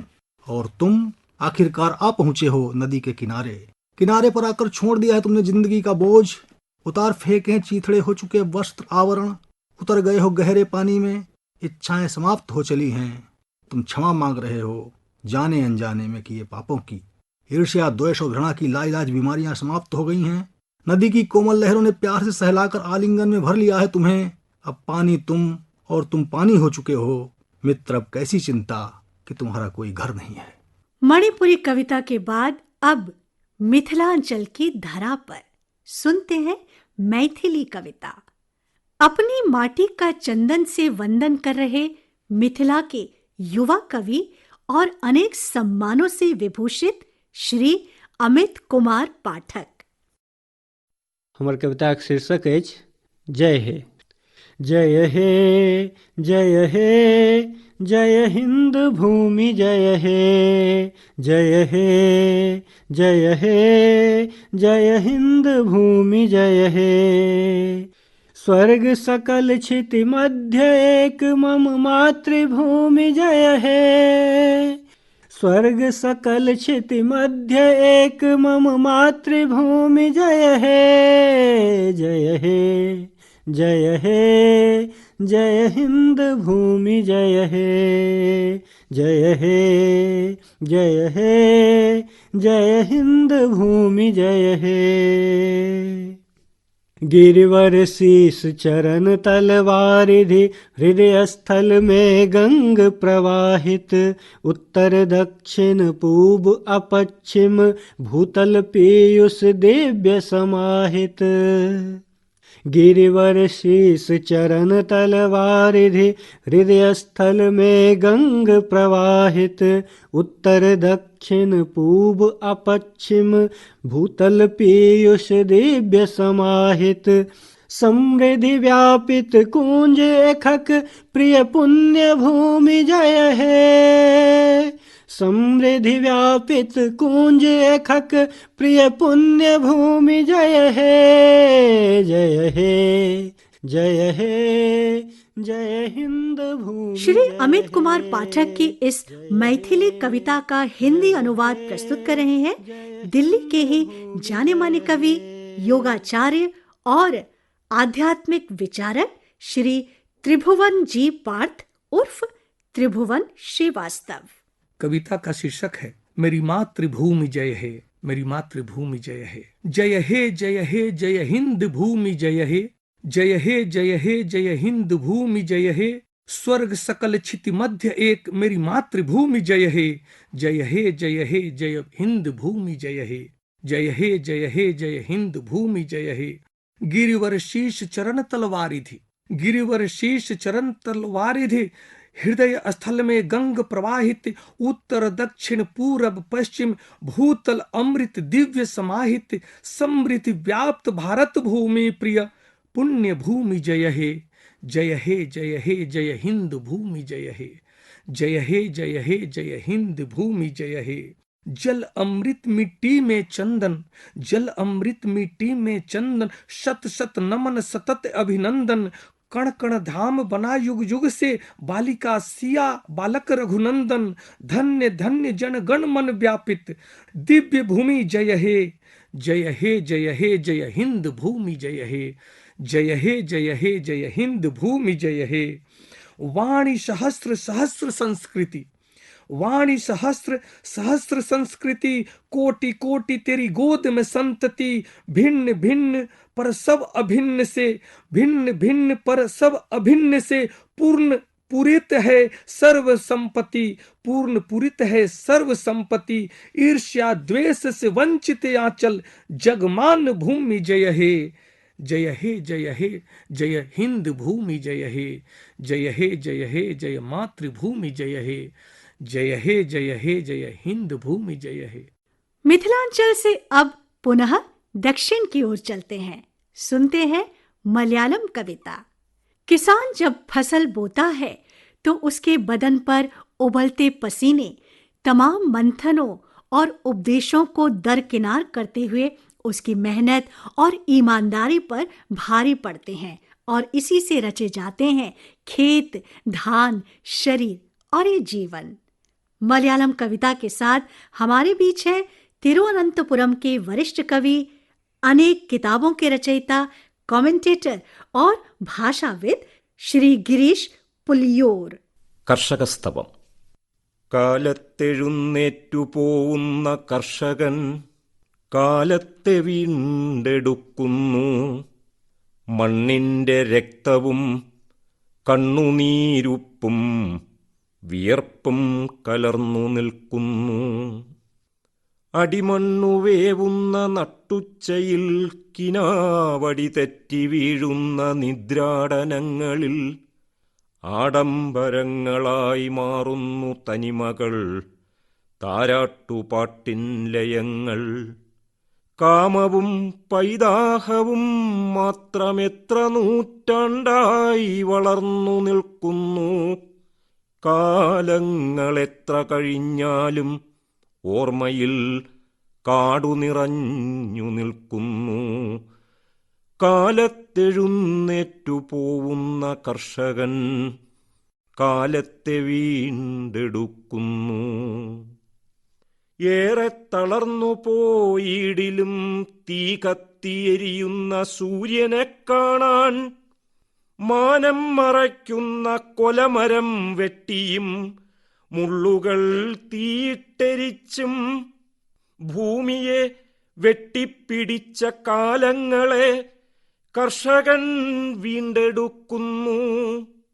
ഏറെ തളർന്നു പോയിടിലും തീ കത്തിയെരിയുന്ന സൂര്യനെ കാണാൻ മാനം മറയ്ക്കുന്ന കൊലമരം വെട്ടിയും മുള്ളുകൾ തീയിട്ടെരിച്ചും ഭൂമിയെ വെട്ടിപ്പിടിച്ച കാലങ്ങളെ കർഷകൻ വീണ്ടെടുക്കുന്നു. इस मलयालम कविता का हिंदी भावानुवाद प्रस्तुत कर रहे हैं दिल्ली के ही वरिष्ठ गीतकार, कवि और विचारक डॉक्टर सतीश वर्धन। ग्रीस पुलियो की प्रसिद्ध कविता किसान की व्यथा का हिंदी अनुवाद आपके समक्ष प्रस्तुत कर रहा हूँ। भोर होते उठ जाता किसान, समय पर सवार हो फिर ले आता मिट्टी में खून के आंसू। नमक और पसीने से तरबतर हो खड़ा है, इस धरती पर किसान ही सबसे बड़ा है। दबी हुई मिट्टी उबल रही दोपहर में, टूटते सपने निद्राटन में विलासिता में बदल जाती हैं। लोरियों की लय मेहनत कश किसान की होती है सदा ही जय। काम, क्षुधा और प्यास सदियों तक बढ़ते हैं और यादों में जंगलों का झंझावात भरा है। चाहे कितने ही कालखंड बीत जाएं, काश ऐसा हो कि किसान जीत जाए। बहुत थक जाने पर भी तपते धधकते सूर्य को देखने के लिए आसमान को घेर कर खड़े घने पेड़ों का काट जंगल में आग लगा दी। एक किसान उस समय को वापस लाने को सतत कार्य और परिश्रम करता है। तब भूमि की पकड़ कमजोर हो जाती है, तब किसान की मेहनत जमीन में नए अंकुर खिलाती है। किसान के द्वारा अंकुरित बीज नई आशा जगाता है। उसे लगता है कि कहीं रेत उसे ढक ना दे, इसलिए दिन रात परिश्रम कर उसे अपने खून से सींच कर बचाता है। अपना सुख चैन नींद खोकर ऐसे समय की तलाश करता है। फसल की निराई कर समय अनुरूप नए नए रंग भरता है। अर्जन और नुकसान से व्यथित खड़ा ईमानदार किसान सच में लहू और स्वेद बहाकर बनता है महान। बीज सदैव बहुत ताकतवर होता है, जिसे अंकुरित करता है किसान। विकट प्यास सहकर उसे जीविका का माध्यम बना उसमें डालता है जान। दुसाध्य पथों पर वर्षा धूप ताप सहकर मिट्टी का सीना काटता है, तब कहीं जाकर समाज में वो खुशियां बांटता है। यंत्र युग को मंत्र बताकर जीवन मंत्र बताता है। भरण पोषण कर समाज का अन्नदाता कहलाता है। सृष्टि की प्रयोगशाला का शीर्ष वैज्ञानिक आज भी असमर्थ है। हे प्रभु, क्या उसके जीवन में सदा ही दर्द है? हे प्रभु, क्या उसके जीवन में दर्द ही दर्द है, दर्द ही दर्द है। मलयालम कविता के बाद अब सफर करते हैं माया नगरी मुंबई का। किसान जब फसल बोता है तो खुद नहीं, पूरा परिवार और उसके तमाम रिश्तेदार उसमें जुट जाते हैं।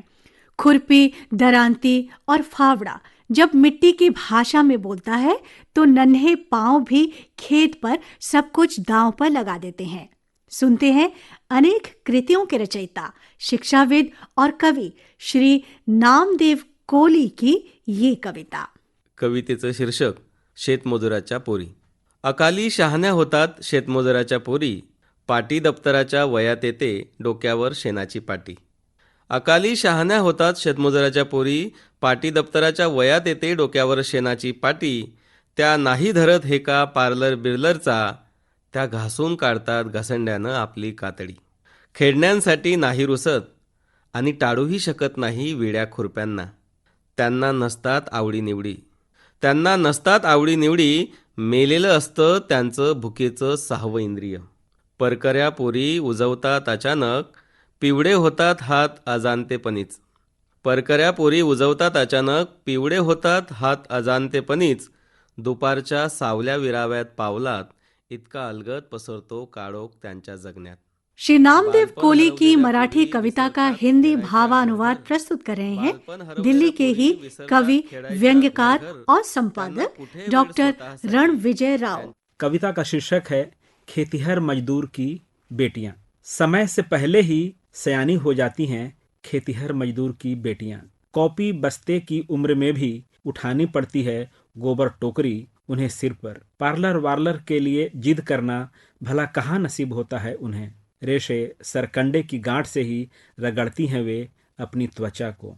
खुरपी दराती से फुर्सत मिले तब न हिस्से में आएगी उनके। खेल खिलौनों की रूठ मनोवल, पसंद नापसंद से भला क्या वास्ता उनका। मर चुका होता है भूख का 6वां इंद्रिय। फ्रॉक लहंगे की कच्ची उम्र में ही हाथ पीले कर दिए जाते हैं उनके।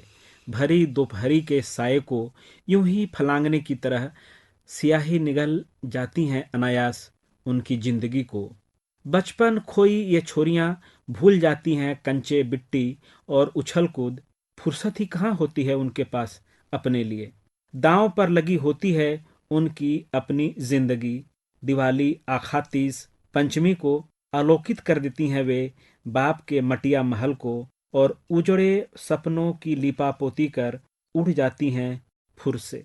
वे जानती हैं पते की बात कि मजदूर के घर की दहलीज ही बदी होती हैं मजदूर की बेटी के लिए।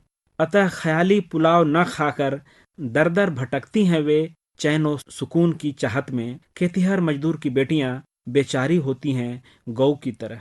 खेतिहर मजदूर की बेटियां बेचारी होती हैं गौ की तरह। मुंह सिलकर बंध जाती हैं अनजान खूंटे से। ओढ़ लेती हैं अपने हिस्से की आहें कराहें, और पी लेती हैं खून के आंसू उम्र कैद के। और पी लेती हैं खून के आंसू उम्र कैद के।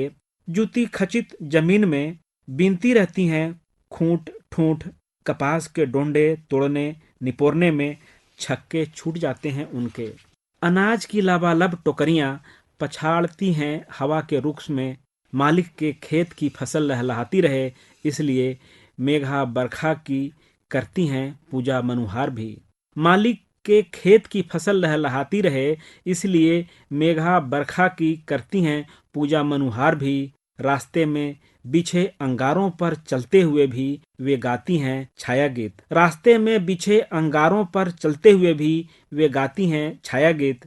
बंधेज की स्वीकृति के हवाले से खून पसीना एक कर मस्ती से खटती रहती हैं खेतिहर मजदूर की बेटियां। खून पसीना एक कर मस्ती से खटती रहती हैं खेतिहर मजदूर की बेटियां। धन्यवाद। और आइए अब सुनते हैं संथाली भाषा की कविता। कवि हैं श्री गुहिराम किस्सू। अंधियार में रोशनी खोजती गुहिराम किस्सू की कविता स्वप्न से हकीकत का सफर तय करती है। आप अनेक कृतियों के रचयिता हैं और कविता में नए प्रयोग के लिए जाने जाते हैं। अनोढ़े रेया ᱧᱩᱛᱩᱢ इपिल को आतंग लागिद ñel ñel tege sarim bhuge ena tin kode chong da झुई झुई Kant लादुड़े ना हाडे हाडे हसड़ ᱧᱩᱨᱮ ना खुंटी मिदबार ओबोरे ना साड़िम तीती सापाप सावता तिय तिपिय गावता खुंटी टेघान काते साते ठेलाओ राकाब रेना रिके केचा कांते बेरेल हासा हेपेरावाते तापा सोजे मारे ठंट चेतान गुछी बुसुप चापात राकाबो काना सार्दी सितुंग रे सार्दी को दालोब छानु बाडोही बेड़ाई तारासिनेना आचकागे पुछिम कोंड्रेना नासे नासे हय लेबेद लेबेद तेगे लेबेद हुजुरेना थापायेना मधुन खुंटी काट चोटा ते तोपायेना नामा बुसुब कमिये को कोतेनेना पुटुरेना को गंठे हाद्रु एना को हाडे नाडे काउडियार हर्म दाड़े खाट बावेना बानाडके ऑक्टोरेना कुड़ई दापालेना धुड़ी रे मा मा ते श्री गुहीराम किस्सू की इस संथाली कविता का हिंदी अनुवाद प्रस्तुत कर रहे हैं जाने माने कवि, संपादक, प्राध्यापक और कानूनविद डॉक्टर कृष्णांशु। कविता का शीर्षक है तारों का स्वागत। देखते ही देखते निकल आया छेद फूस की छप्पर में, पड़ी दो चार छींटें और बैठ गईं माटी की भीतें। गिरे कुछ खूंटे, फूस भाग्य पीटे जैसे छप्पर गिरा धरती पे। हाथ से हाथ जुड़े सब मिल सब जुटे एक धागे में फिरे। खूंटी खड़ी कर मुंडेर ऊपर करते जूझते, टूटी दीवार को कच्ची मिट्टी थोप सीधा करते। ढांचे पुराने पर ही पुआल फेंक फेंक चढ़ाते। माहिर कारीगर कड़ी धूप में पूलियां बिछाते बिठाते। दिन ढल चला, फिर एकाएक पश्चिम से आ चली वही हवा, रखती मदमस्त हाथी से पग। कांपे कुटिया डगमग डगमग, सहती आखिर कब तक। गिरा आसरा सिरे की खूंटी का देखो नज़ारा, भेद कर दी कपाल क्रिया उसने दीवार की। नई अटिया पुआल की मिट्टी में जा मिली। काम करने वाले दब गए, घुटने उनके छिल गए। थके शरीर यहाँ वहाँ चोटिल हुए। बही कमाई नाली में, ताकत बदली बदहाली में। समय का खजाना लुटा और धूल में जा मिला। कुदाली की चोट से माटी की दीवार ढही, घर का रहा ना नामो निशान कहीं। पानी में सान कर मिट्टी मिलाकर फिर से नींव पर दीवार नई खड़ी कर बना सुंदर सा एक नया घर। स्वागत किया छप्पर का आकाश के तारों ने टिमटिमाकर, बिछ गए आ वो सारे फूस की नई छत पर। सर्वभाषा कवि सम्मेलन की कड़ी में ये कविता सिंधी भाषा में।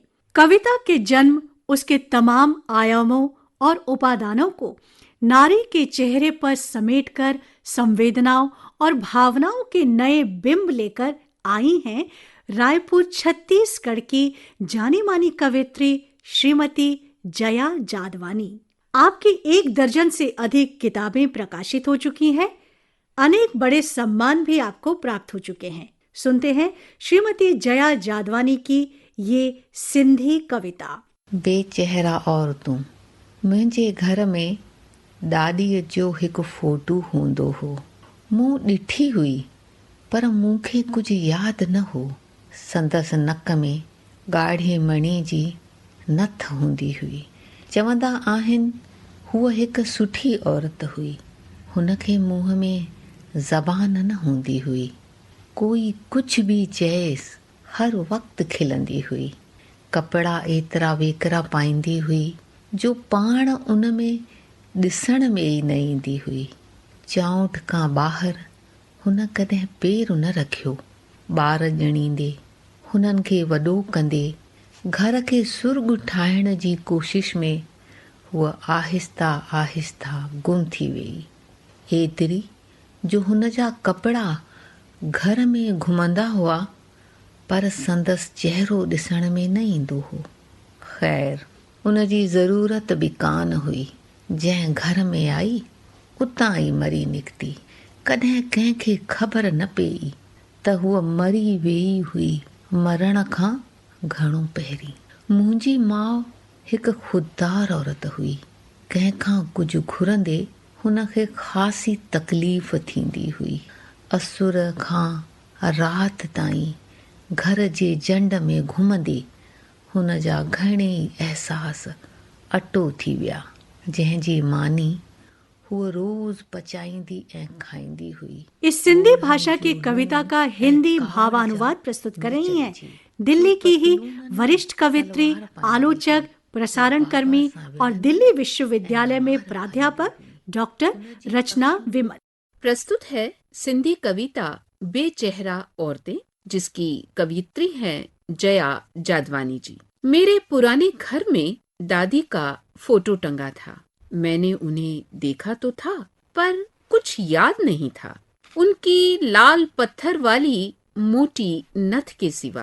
कहते हैं वे एक अच्छी औरत थी। उसके मुंह में जुबान नहीं थी। कुछ भी बोलो, हर वक्त हंसती रहती थी। कपड़े इतने ढीले पहनती थी कि उनमें खुद दिखाई नहीं देती थी। चौखट के बाहर उसने कभी पैर न धरा। बच्चे जनने उन्हें बड़ा करते, घर को स्वर्ग बनाने की कोशिश में वह आहिस्ता आहिस्ता गुम हो गईं। इतनी कि उसके कपड़े घर में घूमते थे, पर चेहरा किसी को दिखाई न देता था। खैर, उसकी जरूरत भी किसी को नहीं थी। जिस घर में आई वहीं से मरकर निकली। किसी को भी पता ही नहीं चला कि वह मर गई थी, मरने से बहुत पहले। मेरी माँ एक खुददार औरत थी। किसी से कुछ भी मांगने में उसे खासी तकलीफ होती थी। भोर से रात तक घर की चक्की में घूमते उसके तमाम एहसास पिस पिस कर आटा हो गए। जिसकी रोटी वो रोज पकाती और रोज खाती थी, आंसुओं का नमक और गुस्से की मिर्चें डालकर। वह पतलून नहीं, सलवार पहनती थी। वह बाबा से लड़ती और मार खाती थी। उसकी आंखों से मगर आंसू नहीं निकलते थे। वह आंसुओं के पर्वत पर खड़ी हंसती थी, पर कभी कभी पानी के टब में देर तक देखती हुई ना जाने क्या ढूंढती थी। औरतों के पास सलीके का एक खानदानी किताब होता है।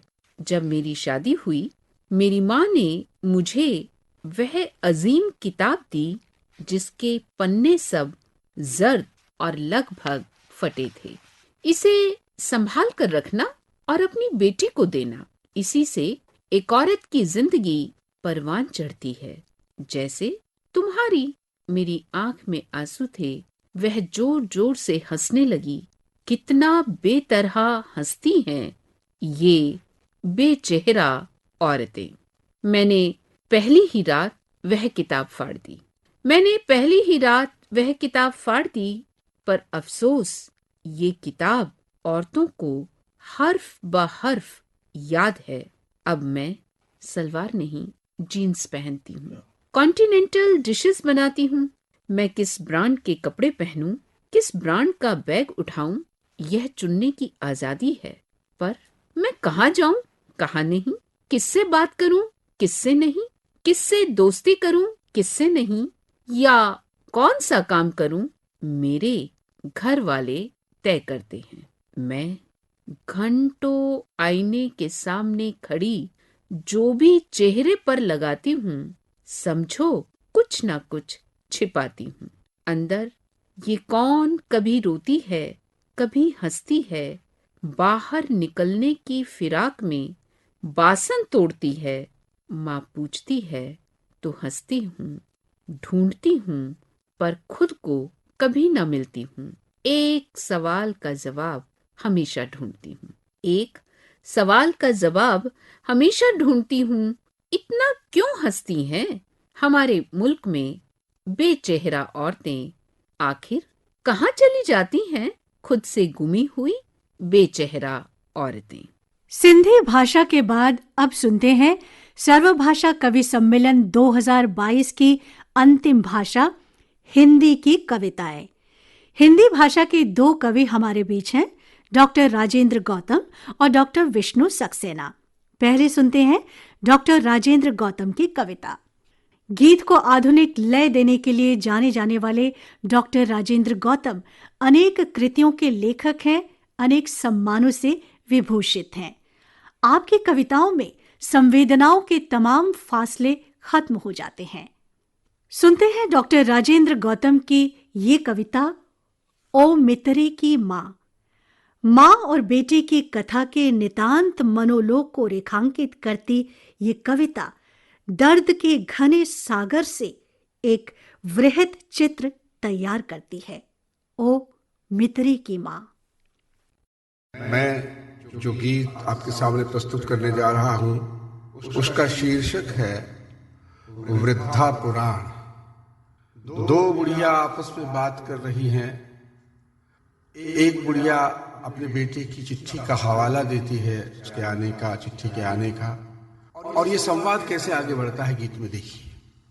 मझले की चिट्ठी आई है ओ मित्री की माँ, मझले की चिट्ठी आई है ओ मित्री की माँ। परदेशों में जाकर भी वह मुझको कब भूला, परदेशों में जाकर भी वह मुझको कब भूला। पर बच्चों की नहीं छुट्टियां आना मुश्किल है, वह तो मुझे बुला ही लेता अपने क्वार्टर पर। अरे सोच कब लगता मेरा दिल्ली में दिल है। परदेशों में जाकर भी वह मुझको कब भूला, पर बच्चों की नहीं छुट्टियां आना मुश्किल है, वह तो मुझे बुला ही लेता अपने क्वार्टर पर। अरे सोच कब लगता मेरा दिल्ली में दिल है, भेजेगा मेरी खांसी की जल्दी यही दवा। मझले की चिट्ठी आई है ओ मित्री की माँ। अब इसे सुनकर दूसरी महिला भी कुछ कहने को उत्सुक हुई है, और वह भी अपने बेटे की कीर्ति गाथा गाना चाहती है। इस प्रकार है। मेरे बड़के का भी खतरी परसों ही आया, मेरे बड़के का भी खतरी परसों ही आया। तू ही कह किसके होते हैं इतने अच्छे लाल। उसे शहर में मोटर बंगला सारे ठाठ मिले, उसे शहर में मोटर बंगला सारे ठाठ मिले। गांव नहीं पर अब तक भूला आएगा इस साल, गांव नहीं पर अब तक भूला आएगा इस साल। और टूटा छप्पर करवा देगा, टूटा छप्पर करवा देगा अब की बार नया। मझले की चिट्ठी आई है ओ मित्री की माँ। पहली गुड़िया और प्रशस्ति गान करना चाहती है अपने बेटे का, लेकिन शब्द पथरा जाते हैं। एक बात पर मित्री की माँ समझ नहीं आती, क्यों सब बढ़ के छुट के मझले पहुंचे देश विदेश। एक बात पर मित्री की माँ समझ नहीं आती, क्यों सब बढ़ के छुट के मझले पहुंचे देश विदेश। लठिया खटिया राख चिलमची अपने नाम लिखे, लठिया खटिया राख चिलमची अपने नाम लिखे। एक बात पर मित्री की माँ समझ नहीं आती, क्यों सब बढ़ के छुट के मझले पहुंचे देश विदेश। लठिया खटिया राख चिलमची अपने नाम लिखे, और चिट्ठी पतरी तार घूमते, चिट्ठी पतरी तार घूमते। ले घर घर संदेश यहाँ मोतिया बिंद बचा, यहाँ मोतिया बिंद बचा। या गठिया और दमा मझले की चिट्ठी आई है ओ मित्री की माँ, मझले की चिट्ठी आई है ओ मित्री। और अब इस सर्वभाषा कवि सम्मेलन की अंतिम कविता। हिंदी गीत विधा के वरिष्ठ कवि डॉक्टर विष्णु सक्सेना मन की निष्ठा, चेतना और साधना से शब्दों को ऐसे गूंथते हैं कि उनके राग से पूरे वातावरण में नया संगीत उभर आता है। वे एक कवि ही नहीं, कुशल संपादक और अनेक कृतियों के रचयिता हैं। जिस बादल की आस में जूड़े खोल लिए सुहागन ने, वो पर्वत से सर टकराकर बरस गया सहराओं में। सर्वभाषा कवि सम्मेलन 2022 की ये अंतिम कविता डॉक्टर विष्णु सक्सेना का गीत। ना सुलगती रात ना दिन आंसुओं से भीगते, प्यार के बदले अगर तुम प्यार देना सीखते, प्यार के बदले अगर तुम प्यार देना सीखते। हमने जब भी गुनगुनाई नेह की आसावरी, खुद ब खुद बहने लगी तब शब्द की गोदावरी।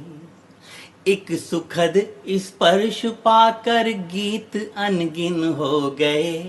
देह तो जगती रही, मन प्राण दोनों सो गए। देह तो जगती रही, मन प्राण दोनों सो गए। मुँह छिपाते ना उजाले, ना अंधेरे रीझते। मुँह छिपाते ना उजाले, ना अंधेरे रीझते।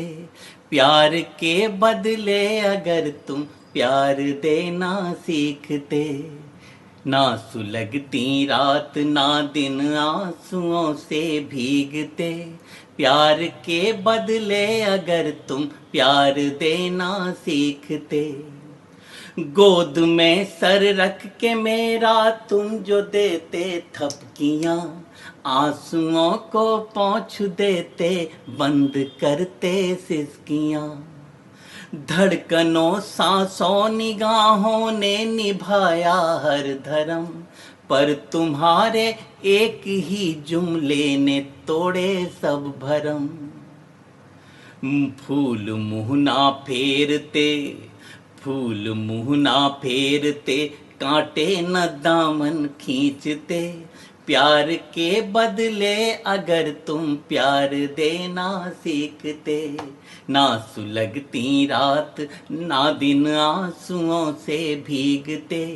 प्यार के बदले अगर तुम प्यार देना सीखते। एक तितली फूल के कहती है जब कुछ कान में, तो समझ लो रुत बसंती सी है बियाबान में। तुम भी छू लेते जो पत्थर तो ये बनता देवता। तुम भी छू लेते जो पत्थर तो ये बनता देवता। माफ कर देता तुम्हारी अगली पिछली सब खता। जख्म जो अंदर छिपे, जख्म जो अंदर छिपे, गर वो भी तुमको दिखते। जख्म जो अंदर छिपे, गर वो भी तुमको दिखते। प्यार के बदले अगर तुम प्यार देना सीखते, ना सुलगती रात ना दिन आंसुओं से भीगते।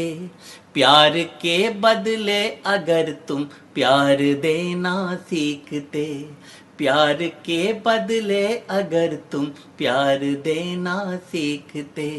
प्यार के बदले अगर तुम प्यार देना सीखते। डॉक्टर विष्णु सक्सेना के इस गीत के साथ ही सर्वभाषा कवि सम्मेलन 2022 अब यहीं संपन्न होता है। अभी आप गणतंत्र दिवस की पूर्व संध्या पर सर्वभाषा कवि सम्मेलन 2022 के ये संपादित अंश सुन रहे थे। वाचन स्वर सुजाता रथ का था। आलेख और प्रस्तुति राम अवतार बैरवा की थी। ये कार्यक्रम आकाशवाणी के दिल्ली केंद्र से प्रसारित किया गया।